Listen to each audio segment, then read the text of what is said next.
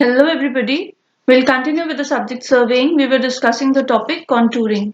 So far we've discussed what is contouring, what is a contoured interval, what is the horizontal equivalent between contours, what are the various characteristics of contours and methods of contouring. In that we've discussed radial line method which falls under direct methods of contouring and method of squares which falls under the indirect method of contouring. So, in this lecture, we'll be discussing another indirect method of contouring, that is cross-section method. What is the cross-section method? जब आप long narrow strips की surveying करना चाहते हैं, जैसे कि आपने किसी रोड की सर्वेइंग करनी है, आपने रेलवे ट्रैक की सर्वेइंग करनी है, कनाल की सर्वेइंग करनी है, तो हमें पता है कि उसकी एक dimension that is the length will be larger than the width. जो लेंथ होगी आपके रोड की वो उसकी विड्थ से ऑब्वियसली लार्ज होगी। हम किलोमीटर्स में रोड सर्वे करेंगे और विड्थ किसमें होगी, हार्डली फ्यू मीटर्स में होगी। क्लियर? तो जो लॉन्ग नैरो स्ट्रिप्स के जैसी लगेगी इस तरीके से, अगर ये पूरी विड्थ है रोड की और ये पूरी लेंथ है, या लेंथ और भी क्या कर सकती है, इंक्रीज कर सकती है। तो ये हमें कैसी दिखाई दे रही है, एक लॉन्ग नैरो स्ट्रिप जैसी दिखाई दे रही है, चाहे वो रोड हो, रेलवे लाइन हो या कनाल हो। तो उन केसेस में हम कौन सा मेथड ऑफ सर्वेइंग अडेप्ट करते हैं, हम क्रॉस सेक्शन मेथड को अडॉप्ट करते हैं। अब जो है द आप जब इसको यूज करेंगे तो हम क्या करते हैं, हम एक सेंटर लाइन ले लेते हैं। This is my centre line. जब भी आप रोड या इस तरीके की किसी फीचर को की सर्वेइंग करते हैं तो हम जनरली उसको किसके अलोंग करते हैं, सेंटर लाइन के अलोंग करते हैं। सेंटर लाइन क्या है, जो भी आपकी रोड है या कनाल है या आपका रेलवे ट्रैक है, उसके जो सेंटर में लाइन होगी वो हमें अलाइनमेंट सेट करने में भी हेल्प करती है और वही हमारी मेन लाइन होती है जब आप सर्वेइंग कर रहे हैं। तो यहाँ पे मैंने क्या मान लिया है, मैंने इस लाइन को अपना सेंटर लाइन मान लिया है। इसको जनरली हम CL से रिप्रेजेंट कर सकते हैं। क्लियर? तो ये सेंटर लाइन है। अब अगर मैं देखूं तो टुवर्ड्स द राइट साइड, अगर मैं यहाँ पे ऐसे लिख दूं, this is the right hand side of the road, तो हमारे पास कुछ विड्थ है रोड की, और वैसे ही लेफ्ट हैंड साइड पे भी सेंटर लाइन के हमारे पास कुछ विड्थ है रोड की। अब ये डिपेंड करेगा कि आपका रोड कितना वाइड है। अगर रोड बहुत ज्यादा वाइड है तो आपकी जो नंबर ऑफ लाइंस आप सर्वे कर रहे हैं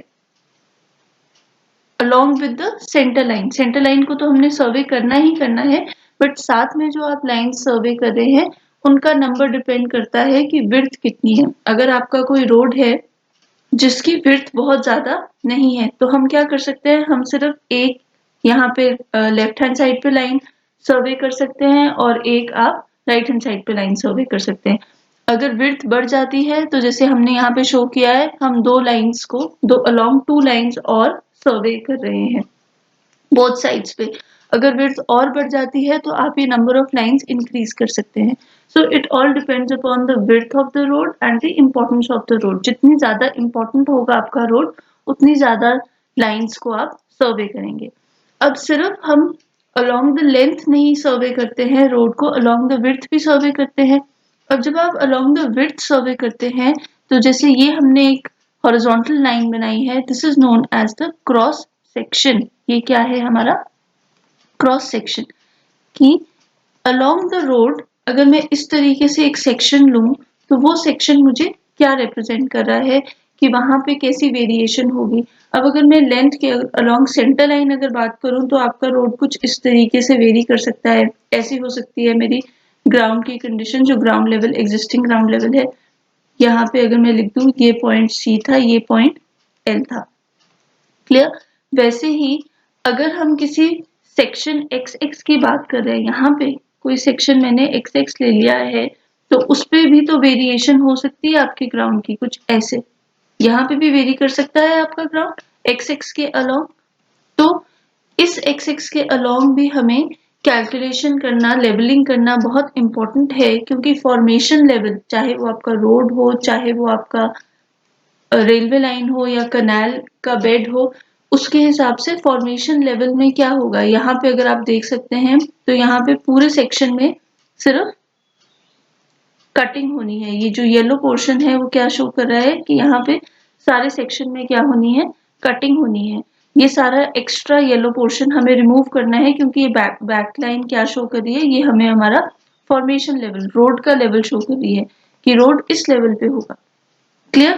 पर अगर हम क्रॉस सेक्शन की बात करें तो क्रॉस सेक्शन में हो सकता है या लॉन्गिट्यूडनल सेक्शन में भी, वो डिपेंड करता है कि कैसी रोड की कंडीशन है, कैसी रोड की स्लोप है, ग्रेडियंट है।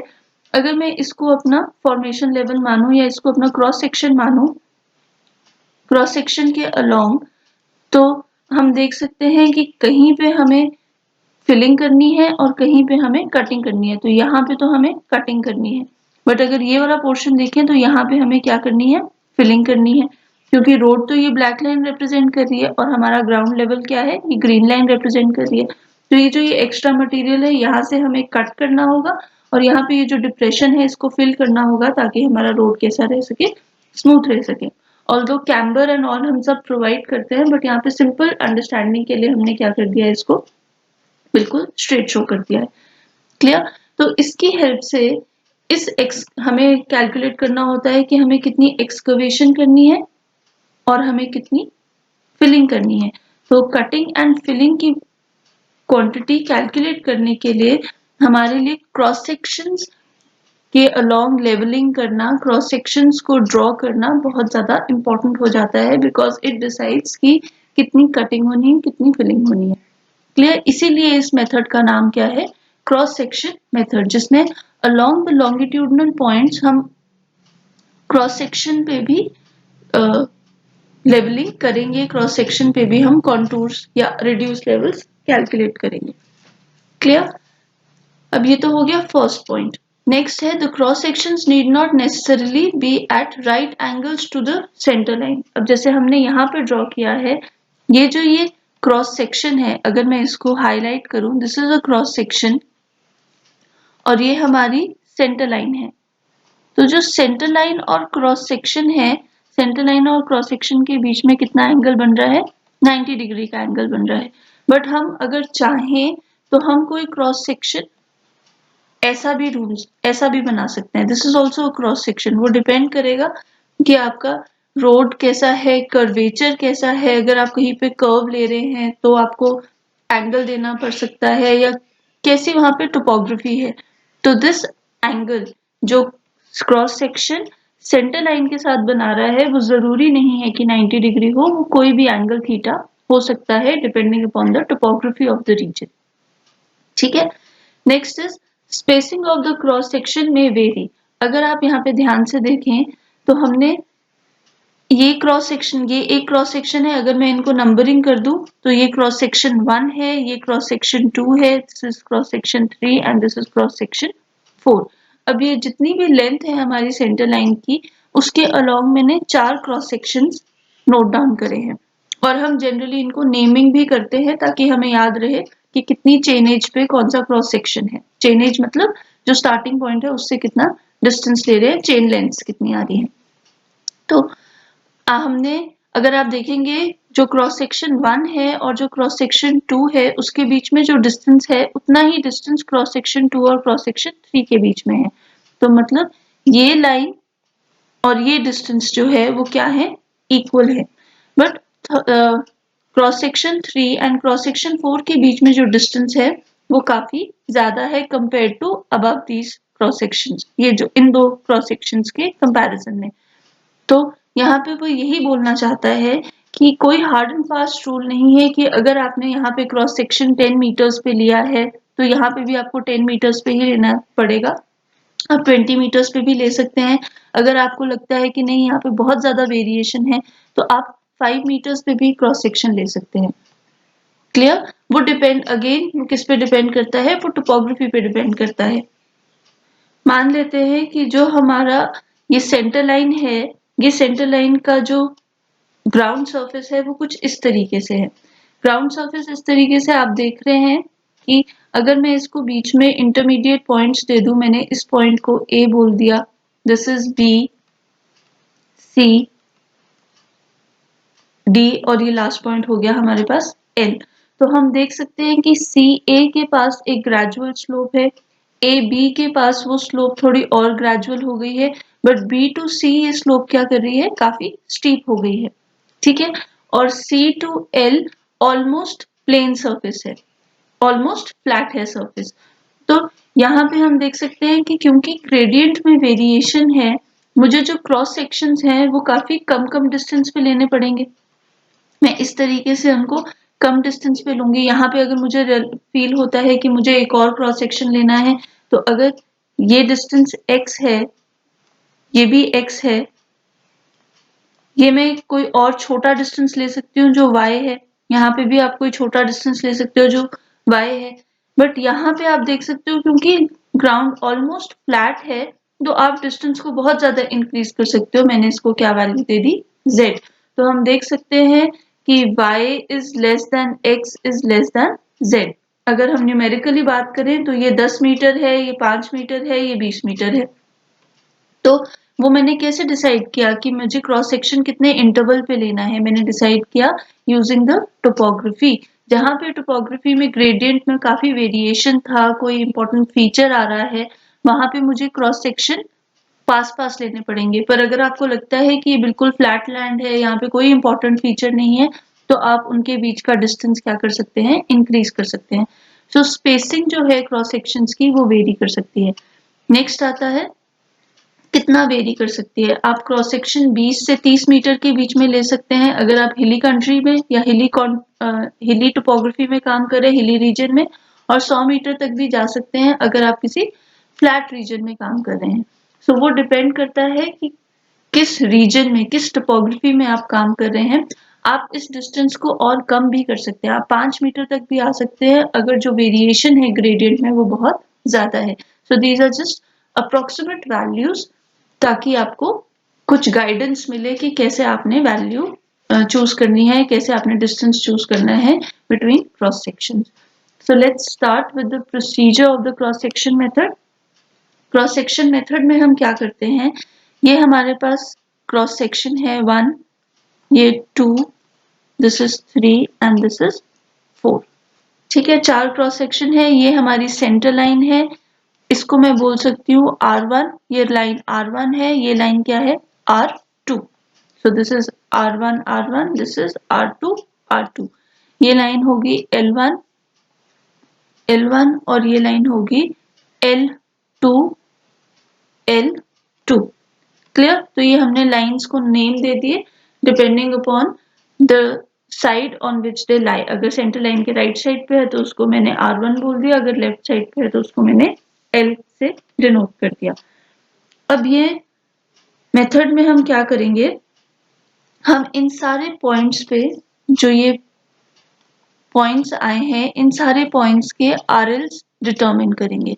तो यहाँ पे हम RLs लिख सकते हैं, जो भी पॉइंट्स होंगे इन सब पॉइंट जो जहाँ पे ये सेंटर लॉन्गिट्यूडनल लाइंस और क्रॉस सेक्शंस जो हैं वो कोइंसाइड कर रहे हैं, इंटरसेक्ट कर रहे हैं एक दूसरे को, तो उन पॉइंट्स पे हम क्या ले लेंगे, RLs रिड्यूस लेवल्स नोट कर लेंगे by using simple levelling techniques. जैसे हम लेवलिंग में करते थे वैसे लेवलिंग यूज करके हमने इन सारे पॉइंट्स के रिड्यूस लेवल्स डिटरमिन कर लिए।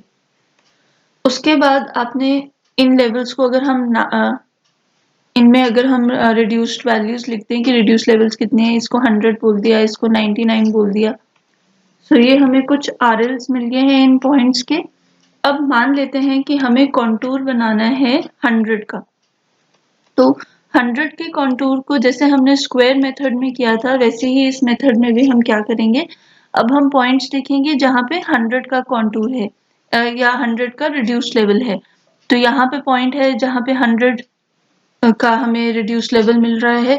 फिर हम देख सकते हैं कि 101.5 और 99 के बीच में कहीं पे पॉइंट आएगा जिसका जो रिड्यूस लेवल होगा वो कितना होगा, 100 होगा। तो और हमें पता है कि वो पॉइंट, अगर आप इंटरपोलेशन मेथड यूज करें जिसको हम अपकमिंग लेक्चर्स में डिटेल में डिस्कस करेंगे, बट ब्रीफली यहाँ पे ये जो लाइन थी इसमें एक पॉइंट पे रिड्यूस लेवल है 101.5 और यहाँ पे रिड्यूस लेवल है 99।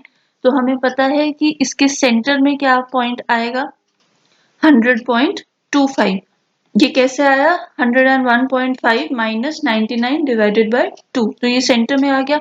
अब हमें पता है कि इसके स्लाइटली राइट हैंड साइड पे कोई पॉइंट होगा जिसकी वैल्यू कितनी होगी, 100 वैल्यू होगी, तो हमने वो पॉइंट यहाँ पे मार्क कर लिया।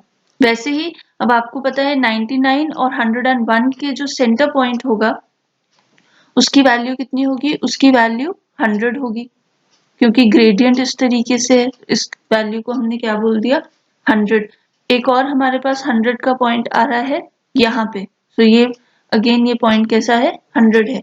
अगर आप 99 और 102 के बीच में देखें तो यहाँ पे भी कहीं पे हमें 100 मिलना चाहिए। सो लेट्स सी, तो सेंट्रल पॉइंट हो जाएगा 100.5, सेंट्रल पॉइंट 100.5 हो जाएगा, तो इसके थोड़ा सा टूवर्ड्स द लेफ्ट आपके पास क्या रिड्यूस लेवल आ जाएगा, 100 का रिड्यूस लेवल आ जाएगा। तो हम यहाँ पे लिख सकते हैं सेंटर से थोड़ा सा लेफ्ट पे हमारे पास अगेन एक पॉइंट आएगा जिसकी वैल्यू कितनी होगी 100 होगी। अब यहाँ पे भी हमारे पास पॉइंट है 98 और 102, यहाँ पे भी एक दो पॉइंट्स है 98 और 102। तो हमें पता है इन पॉइंट्स के सेंटर में, एग्जैक्टली सेंटर में क्या वैल्यू आ जाएगी, 100 की वैल्यू आ जाएगी अगर हम सिंपली इंटरपोलेट करते हैं। तो ये पॉइंट्स जब मैं कनेक्ट करती हूँ तो सेंटर में क्या आ जाएगा 100 की वैल्यू आ जाएगी। वैसे ही अगर आप यहाँ पे देखें 98 और 102, यहाँ पे भी सेंटर में क्या वैल्यू आ जाएगी आपके पास 100 की वैल्यू आ जाएगी। सो अब हम इन सारे पॉइंट्स को जो 100 वैल्यू रिप्रेजेंट कर रहे हैं रिड्यूस लेवल की, इनको हम ज्वाइन कर देते हैं और ज्वाइन करके इस तरीके से, या फिर आप ऐसे बोल सकते हैं कि इस तरीके का एक कॉन्टूर बन गया है जो क्लोज नहीं हो रहा है। क्लोज क्यों नहीं हो रहा, क्योंकि यहाँ पे आपके पास जो पॉइंट्स हैं यहाँ पे भी कोई पॉइंट होगा 101 और 97 के बीच में जो 100 को रिप्रेजेंट कर रहा होगा। तो यहाँ पे भी हम एक पॉइंट ले सकते हैं 100, बट ये कहीं पे आपको यहाँ पे कोई पॉइंट नहीं मिल रहा जो इस पर्टिकुलर एरिया में इस कॉन्टूर को क्लोज करे। तो आपके पास, क्योंकि हमने एरिया छोटा लिया है, तो आपके पास एक ओपन कॉन्टूर भी आ सकता है, बट आप इस तरीके से उसको बना सकते हैं। तो ये कॉन्टूर कितने आरएल का बना, ये 100 आरएल का कॉन्टूर बना। उसी तरीके से आप किसी और रिड्यूस लेवल को यूज करके और बाकी कॉन्टूर्स बना सकते हैं, जैसे 99 हो गया, 101.5 हो गया, 101 हो गया। जस्ट हमें कॉन्टूर इंटरवल कॉमन रखना पड़ेगा जब हम कॉन्टूर मैप बनाएंगे। So this is all about cross section method. इसके हेल्प से अब जैसे आपके पास ये सारे लेवल्स आ गए हैं, ये हमने लेवलिंग में भी पढ़ा था कि जो कटिंग और फिलिंग की वैल्यू है वो आप कैलकुलेट कर सकते हो फॉर्मेशन लेवल के हिसाब से। तो यहाँ पे हमने देखा कि ये इस एरिया को मुझे कट करना होगा, इस पूरे सॉइल को मुझे कटिंग करनी होगी इस एरिया में, और यहाँ पे इस पूरे एरिया में मुझे क्या करना होगा, फिलिंग करनी होगी ताकि मेरा फॉर्मेशन लेवल मिल सके। सो इसलिए ये क्रॉस सेक्शन मेथड बहुत इंपॉर्टेंट होता है जब आप कॉन्टूरिंग करते हैं, specially for roads, railway lines, canals, जो इस तरीके की लॉन्गिट्यूडनल फीचर्स हैं। सो आई होप आपको ये टॉपिक समझ आया होगा, cross section method, and thank you and stay tuned.